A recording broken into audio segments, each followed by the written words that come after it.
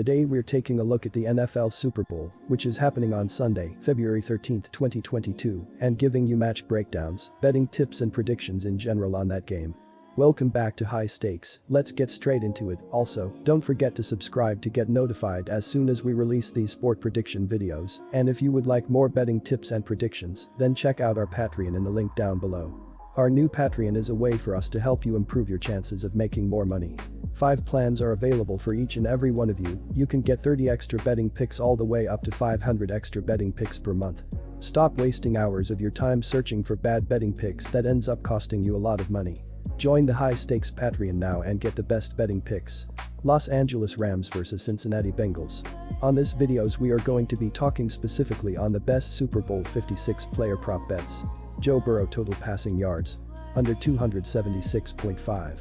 Burrow and the Bengals have played 4 opponents that rank in the top 10 of Football Outsiders' DVOA metric, which breaks down the entire season play by play, comparing success on each play to the league average, based on a number of variables including down, distance, location on field, current score gap, quarter, and opponent quality. In those contests, Burrow has averaged 331.3 passing yards per game and 37.3 passing attempts per game, as compared to his season-long averages of 288.2 and 33.1 in those categories. He should go over here, as the Bengals may have a tough time running on a stout Rams run defense. Cam Akers under 64.5 rushing yards.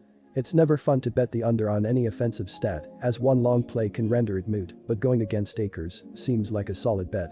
He did well to recover from a preseason Achilles tear and play the last 4 games of Los Angeles' season, but he is averaging 50.3 rushing yards per game on 2.8 yards per carry during the preseason.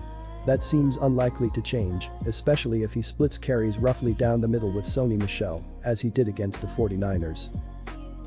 T. Higgins over 69.5 receiving yards. The Rams may have Jalen Ramsey at their disposal to help slow down Ja'Marr Chase, but they aren't as well equipped to slow down Higgins. The Rams allowed Brandon Ayuk, the 49ers' number 2 receiver, to roast them in 2 of their last 4 games, as he totaled 10 catches for 176 yards in those contests. Higgins should have similar success, especially since he towers over the Rams' defense at 6'4". All of Los Angeles' defensive backs aside from Ramsey, 6'2", are listed at 5'11" or smaller. Cooper Kupp over 106.5 receiving yards. Asking for a 100-plus yard receiving game is usually a tall ask, but not from Kupp. He has exceeded this yardage total in 7 of his last 9 games and has averaged 114.5 receiving yards per game this season. With Tyler Higbee, knee, and doubt for this game, there will be more targets available for Kupp to receive. Stafford won't hesitate to go to him early and often, so rolling with the over is the right move.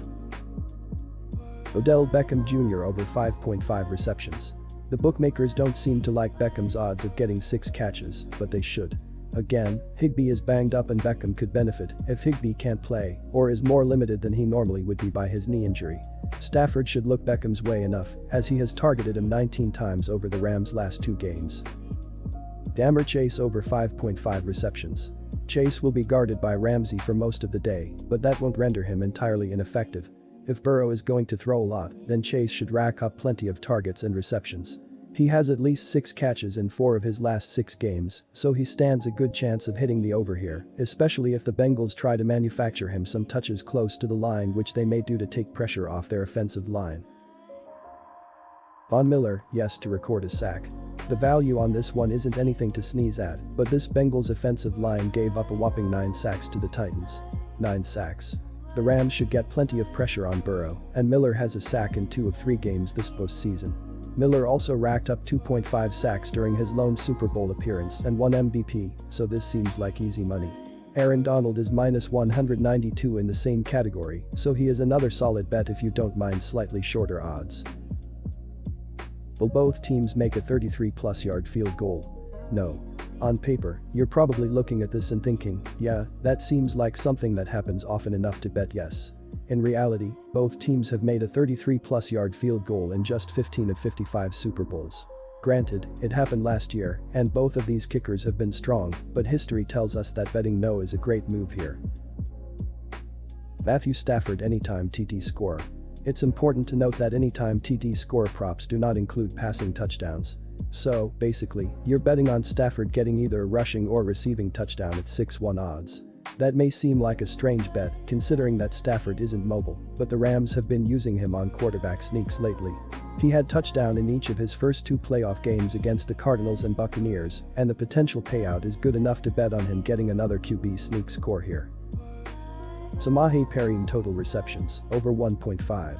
The over was actually plus money earlier this week. Perine has been active in the receiving game as of late and caught 3 of 4 targets against the Chiefs. I think he gets exactly 2 receptions. Matthew Stafford over 0.5 interceptions. Matthew Stafford is going to throw an interception. It's funny, there's been this shift in the narrative around Stafford. There's talk about how winning this game might get him into the Hall of Fame, and while I'm not interested in a debate about that, I do want to point out that Stafford is the same player he's always been. The only thing that's changed is he's on a much better team than any he's ever been on. In the end, though, he's still the same QB with a fantastic arm capable of making throws few others can make. He's also the same guy that throws a few passes every game that leave you wondering what the hell was running through his mind when he decided, oh yeah, this is the one. He takes a lot of unnecessary chances, and while Stafford's 6.8% TD rate this season is a career high, the previous was 6.5% in 2019. His interception rate of 2.8% is the second highest of his career outside of his rookie season. It turns out having better players around him has only made Stafford more willing to take chances he shouldn't. That's why he's thrown at least 1 interception in 12 of 21 games this season and in 5 of the Rams' last 7. Matthew Stafford or Von Miller MVP.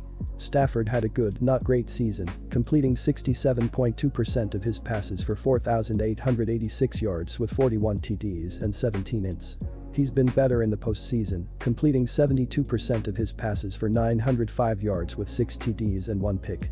Sony Michel leads the team with 845 yards rushing, 4.1 IP, and 4 TDs. Kupp leads the team with 145 catches for 1,947 yards and 16 TDs, winning the Triple Crown for most catches, receiving yards and receiving TDs. In the playoffs, he has 25 catches for 386 yards and 4 TDs. Miller leads the team with 2 sacks in the playoffs, while Aaron Donald has 1.5. Donald leads the team with 12.5 sacks, while Leonard Floyd adds 9.5. Jalen Ramsey and Taylor Rapp both have 4 interceptions apiece. He went 31 of 45 for 337 yards and 2 touchdowns in the NFC Championship, helping Los Angeles overcome a 10-point fourth-quarter deficit against San Francisco. Stafford has recorded 2 touchdown passes in each of his 3 playoff games this season, completing 72% of his attempts along the way. His top target all year has been wide receiver Cooper Kupp, who led the NFL in receiving yards during the regular season. I think Stafford takes this down if the Rams win in convincing fashion and score more than 25 points. But Miller is worth a sprinkle as a longer shot. He's won it before, the pass rush is going to be key, and he's the most likely guy to cause a game-flipping fumble when he gets in the pocket. With all that been said, our pick will be Von Miller for MVP.